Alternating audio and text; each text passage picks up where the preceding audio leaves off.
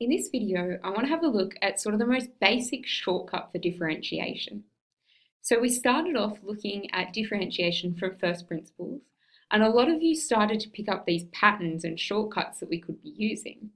So the first one is if we have a function f of x equal to x to the power of n, where n is just a number, then our derivative, f dash of x, will be equal to n times x to the power of n minus 1. So we're going to multiply our term by the power and then reduce that power by 1. Let's have a look at what it looks like with some examples. So here we're asked to differentiate two different functions.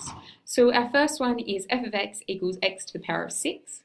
So that means that f dash of x, our derivative, is going to be 6x to the power of 5. So we've multiplied by that 6 and reduced the power by 1. Our next one, if f of x is equal to x to the power of 25, then f dash of x, our derivative, is going to be equal to 25x to the power of 24. A lot of the time our functions aren't going to be that simple though. Sometimes they're combinations of different functions. So if we've got a function of x that's actually two other functions of x added together, so f of x equals g of x plus h of x, then to differentiate that, we're just going to differentiate each section or each term. In a similar sort of way, if we've got a function that's something like k times g of x, where k is a constant, then the derivative will just be k times the derivative of that function. So again, we'll have a look at a few examples. So we've got a lot of examples here, but we'll start with number 1. It says f of x is equal to x cubed plus 4x minus 7. So all we're going to do to differentiate that is we're going to differentiate each term. So if we look at our x cubed first, if we differentiate that, that will become 3x squared. Then this next one, if we've got 4x, the power there, even though we don't write it down, is 1. So if we go 1 times 4, that'll give us 4. And if we reduce the power, we'll end up with x to the power of 0. But we know that anything to the power of 0 is just 1. So 4 times 1 will just leave us with 4. Now our constant terms, when we differentiate them, they just turn into a 0. So they're irrelevant, they disappear. So we don't have to add anything on there. So this term differentiated, this function differentiated, would give us 3x squared plus 4. Let's have a look at our next one. So f of x equals 5x squared plus 6x cubed plus 2. So f dash of x then, so our derivative. If we do this one first, we're going to multiply by 2. So we'd have 10x. And then reduce that power by 1. So we just have x to the power of 1, but we usually don't write that power, we just leave it as x. Our next one, we've got plus 6x cubed. To differentiate that, we times by 3. So we'd have plus 18x and reduce the power by 1, so 18x squared. And again, when our constant terms, so just our numbers, differentiate, the gradient of a constant number is just 0. So that we'll just leave that off there. All right, our next one, f dash of x here. We're going to multiply by that 4, that power. So a half times 4 would give us 2. We'll have 2x cubed. And then our next one, we're going to multiply by 3. So minus 6x squared. All right, question 4. This one's got an x cubed and then it's got brackets x plus 4. So what we're going to do this one, it's probably easiest if we expand that out first. So before we find the derivative, we're going to expand that out. X cubed times x would give us x to the power of 4. And x cubed times 4 would give us plus 4x cubed. So now we can go through and differentiate.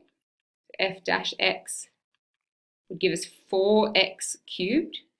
And then this one would give us plus 12x squared. All right, this very bottom one, again, we're going to go through and expand that. So we're going to have x times x would give us x squared. X times 5 would give us plus 5x. Minus 3 times x would give us minus 3x. And minus 3 times 5 would give us minus 15. So simplifying that, we'd have x squared plus 2x minus 15. And if we differentiate that, so f dash of x would give us 2x plus 2. All right, our last example asks us to find the point on f of x equals 3x squared minus 2x plus 1, where the tangent is horizontal, and then where the tangent has a gradient of minus 4. So we know that what we've been doing, we've been finding the derivative. We know that the derivative tells us the gradient of the tangent to the curve, but we want to find it when that tangent has a particular gradient. So the first thing we're going to do is find the derivative. So f dash of x would give us, if we multiply by the power, would give us 6x. Then we're going to have minus 2 because that x will disappear and the 1 will turn into a 0. So our derivative or our gradient function is 6x minus 2. So now we need to find when that is horizontal, which means our gradient is equal to 0, and when our gradient is equal to minus 4. So for part A, we want our gradient to be equal to 0, so we're going to have 6x minus 2 is equal to 0, and then we need to solve that. So we'll have 6x equals 2, and x equals 1/3. So that's our x coordinate of the point that will give us a gradient of 0, but we also need to find the y coordinate. So to find the y coordinate, we're actually going to substitute that value of x back into our original function.